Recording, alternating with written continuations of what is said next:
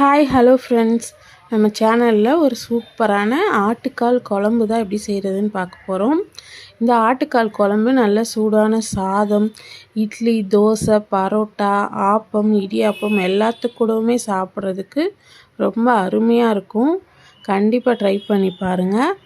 இப்போ நான் ஆட்டுக்கால் குழம்பு செய்கிறதுக்கு 2 ஆட்டோட கால் எடுத்திருக்கேன். மொத்தம் ஒரு 8 பீஸ். அதை ஒரு அரை மணி நேரம் நல்லா தண்ணியில் ஊற வச்சுக்கோங்க. இப்போ இதில் அவங்க சுட்டு தான் இந்த ஆட்டுக்காலை கட் பண்ணி கொடுத்துருப்பாங்க. அதனால் இதில் கொஞ்சம் கருப்பு கருப்பாக இந்த மாதிரி இருக்கும். அதெல்லாம் நம்ம இந்த மாதிரி ஒரு அரை மணி நேரம் ஆட்டுக்காலை தண்ணியில் ஊற வைக்கிறதுனால இதெல்லாம் ஈஸியாக நமக்கு ரிமூவ் ஆகிடும். இந்த கருப்பு கருப்பாக இருக்கிறதெல்லாம் இந்த மாதிரி கத்தியால் சுரண்டி எடுங்க. இல்லைன்னா ஒரு ஸ்பூன் வச்சு கூட நீங்கள் சுரண்டினாலே நல்லா வந்துடும். கால் கொஞ்சம் நல்லா வெள்ளையாகிடும். அதுக்காக தான் இந்த மாதிரி நம்ம நல்லா சுரண்டி எடுக்கிறது. இந்த மாதிரி நீங்கள் க்ளீன் பண்ணி எடுக்கும்போது அந்த பொசுக்கின ஸ்மெல்லெல்லாம் வராது. அதுக்காக தான்.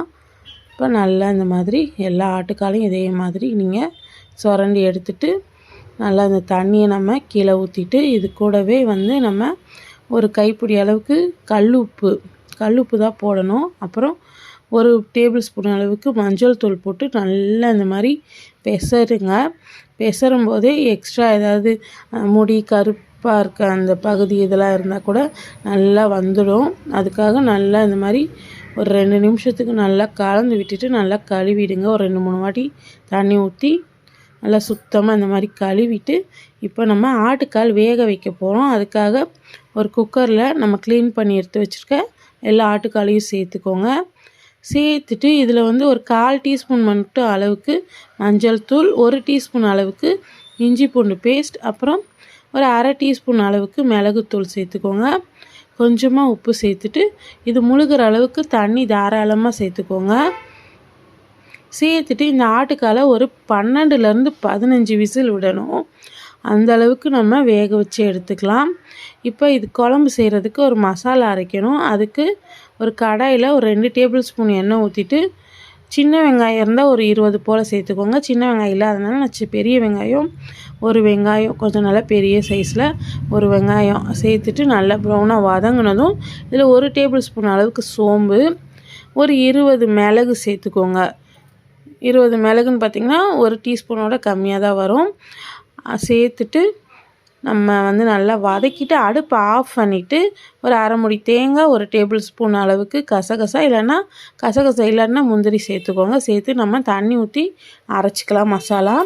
இப்போ குழம்பு செய்கிறதுக்கு ஒரு கடாயில் ஒரு 2 டேபிள் ஸ்பூன் எண்ணெய், ஒரு துண்டு பட்டை, கொஞ்சம் கல்பாசி மட்டும் சேர்த்துக்கோங்க, 2 கிராம்பு, அவ்வளோதான்.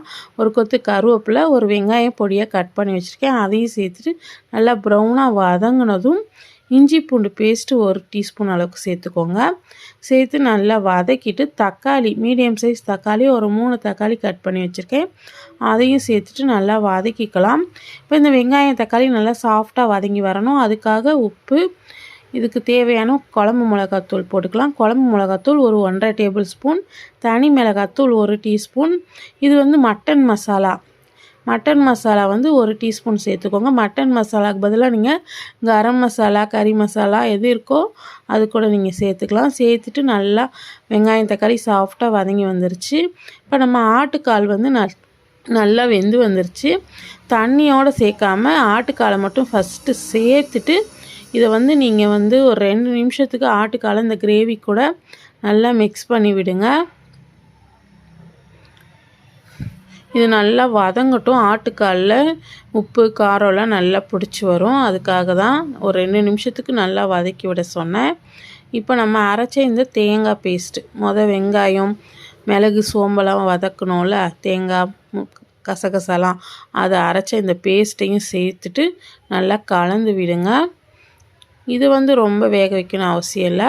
இப்போ நம்ம மிக்ஸி ஜார் கழுவி தண்ணி சேர்த்துட்டு நம்ம ஆட்டுக்கால் வேக வச்ச இந்த தண்ணியும் சேர்த்துக்கலாம். சேர்த்துட்டு நல்லா கலந்து விடுங்க. இப்போ நல்லா கலந்து விட்டுட்டு இது ஒரு கொதி வரவும் நம்ம குக்கரில் சேர்த்துடலாம். குக்கரில் சேர்த்துட்டு நம்ம கரெக்டாக ஒரு 2 விசில் விட்டால் போதும். நம்ம ஆட்டுக்கால் குழம்பு சும்மா ஜம்முன்னு சூப்பராக எண்ணெய் பிரிஞ்சு ரெடி ஆகிடும். இப்போ 2 விசில் நான் விட்டு எடுத்துக்கிறேன். ப்ரெஷர்லாம் அடங்குனதும் நம்ம ஓப்பன் பண்ணி பார்க்கலாம்.